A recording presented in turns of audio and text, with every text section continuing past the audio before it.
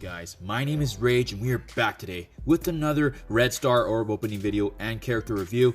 You bet now, Polaris is finally charged up for battle. As you can see, Magneto's daughter is finally back into the Marvel Strike Force universe of the game now, being the newest character.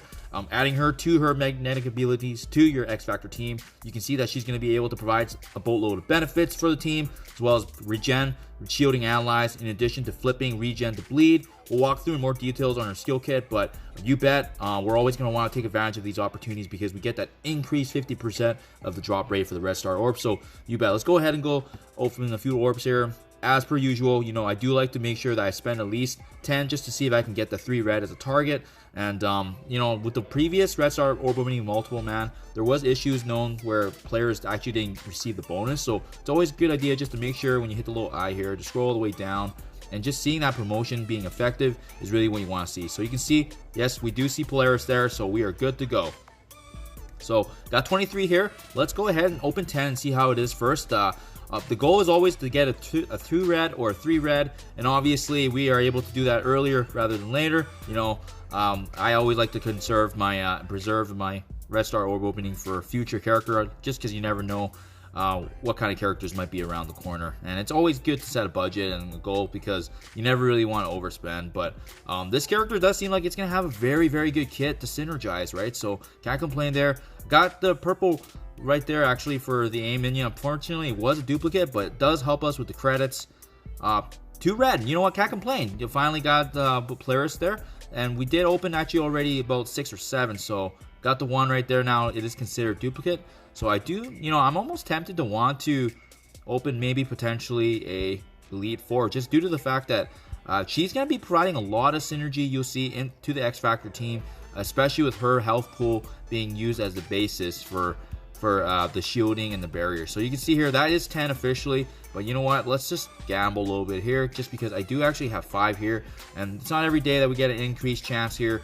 My luck hasn't been great as of late, so maybe perhaps the RNG gods will pay us back here. So we're gonna open 1 and just see how the chances are. Fingers crossed. A Negasonic 4, unfortunately it is duplicate as well, but you know what, just because, you know, that was duplicate, let's try 1 more, just take a chance here. Why the heck not?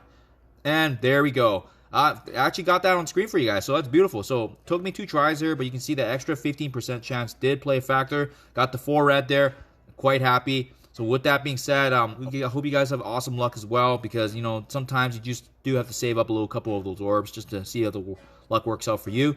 I only had a 1 red star for multiple man, but you can see I went back after and opened a few more, and I did actually get up getting the 4 as well. So I'm pretty happy about that. So far, roster's looking pretty damn good with the XFactor, especially with them being the newest team in the meta. With that being said, reviewing Polaris' kit, let's go ahead and start with her basic here.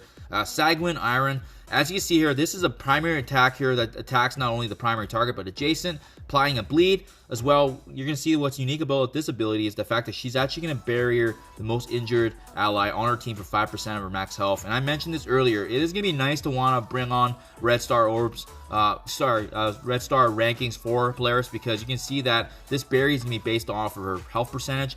The higher the barrier that can be applied to her allies here for usage. So you can see here the T4 is pretty good actually in terms of being able to apply an extra 5%. So essentially when she uses this ability, she can gain an extra 10% being applied. So not a bad consideration for a basic, but definitely not a top recommendation before we take a look at her special and ultimate. Taking a look next, Electrostatic Field. You can see with this ability, very protective as well. Once again, she's going to activate a barrier for herself for 10% of her max health. Once again, relying on that health pool. But you can see she's going to also deal damage both to primary and adjacent, applying a bleed. If they have bleed, they're actually going to do additional piercing damage instead, and also gaining 25% crit chance against that primary target. And you can see the nice thing about this ability is it can't be blocked. So you can see here, as we level this ability, we're going to gain immense damage in terms of the piercing. I believe it actually goes anywhere from 130 to 170, depending on your T4. So you can see here that level 6 is pretty good already with the boost, and I do recommend the T4 if you really want to add that extra oomph and damage. That 40% piercing is really nice, and in addition to that, you're going to see that it always actually crits on the primary target. So for sure, I would consider actually T4ing this depending on how high you guys build her up, but she's going to be dealing some nice damage, especially with the fact that it's piercing damage. Reverse Polarity is her ultimate ability, and it's going to be very similar to her father's Magneto's ultimate in terms of being able to kind of blind, but instead of blinding, she's going to be applying Disruption as well. She has that capability now to flip the regen, as you can see here, to bleeding. So the really nice thing is, if multiple man's actually her ally, she gains a 100% extra focus to flip it, so pretty much guarantees it. And you can see, similar to her father's ability, it's also unavoidable and cannot be counterattacked. And the beautiful thing about this ability is that it can actually apply the Disruption for 2 whole turns, even just bringing it to the level 2. So, you know, don't necessarily need to T4 this to actually really do the work, because I would say the T4 just giving that little extra increase in damage and flipping all regen to bleed. Level 6 is really quite potent already, so I don't know if I would recommend this T4 right off the get-go. Definitely her special adds the most value for now, as well as her basic. Last but not least, her passive, Mistress of Magnetism. And for this ability, you can see here that essentially on herself or any XFactor crit, she's going to be able to remove any deflects from the most injured enemy. So really, this is just going to shut down any team that actually has deflect. You know, in that sense, it's going to be able to allow this team to really do some amazing damage. Especially, you can see here with this passive, it's mainly focused on war offense, gaining additional barrier and focus for her XFactor allies, as well as herself. So really, this ability, I would bring it up to level 4, but if you guys are planning to use this team as a heavy war offense team in the meta, this is when I would actually consider T4ing, because as you can see here, it just gives that extra boost in health and barrier. So really providing ultimate value if you were to use this team as your top offense in war. So with that being said, a pretty well-rounded overall kit. I like what she's bringing to the table and still staying true to her father's roots. On top of that, as well as her being on her own team with the XFactor. So what I think so far of the XFactor, I mean, I've already utilized the DAP roles and a few of my node unlock guides, and I believe they provide amazing synergy.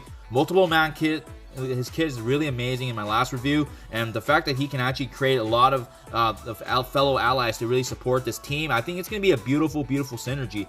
It's going to be interesting to see how this team actually fares out in war, because I believe each one of them are very powerful already, and to have them all together collectively, it's definitely, I can see them being top in the meta for sure. With that being said as well, another key consideration is with any of these new teams, it's always important to consider whether or not they can potentially be the unlock for Legendary. Currently, I don't think that's the case right now, just because there's only 4 of them, and we haven't seen a 5th member for this team yet as of now.